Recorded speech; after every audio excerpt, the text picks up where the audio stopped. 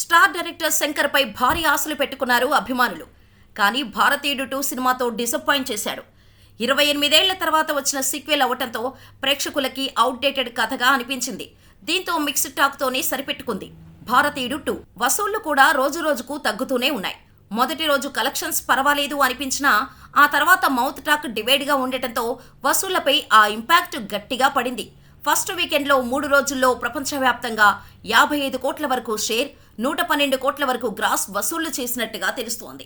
తొలి రోజు 26 కోట్ల నెట్ రాబట్టిన భారతీయుడు 2 కలెక్షన్స్ రెండో రోజు 18 కోట్లకు పడిపోగా మూడో రోజు కేవలం 15 కోట్ల నెట్ మాత్రమే రాబట్టినట్టుగా చెబుతున్నారు. అందులోనూ తమిళ మార్కెట్ నుంచే దాదాపు 80% వసూళ్లయ్యాయట. అయినా ఈ cinema break even target reach అవ్వాలి అంటే మరో 100 కోట్లకు పైగా రాబట్టాల్సి ఉంటుందని ట్రేడ్ వర్గాలు చెబుతున్నాయి. ఇక ఫస్ట్ వీకెండ్లోనే ఈ రేంజ్ వసూలు ఉంటే సోమవారం నుంచి హ్యూజ్ డ్రాప్ ఉండే ఛాన్స్ ఉందని అంటున్నారు. భారతీయుడు సినిమాతో పోలిస్తే సీక్వెల్లో శంకర్ మార్క్ మిస్ అయింది. కథనాల పరంగా Shankar mark, emotions, music miss అయింది.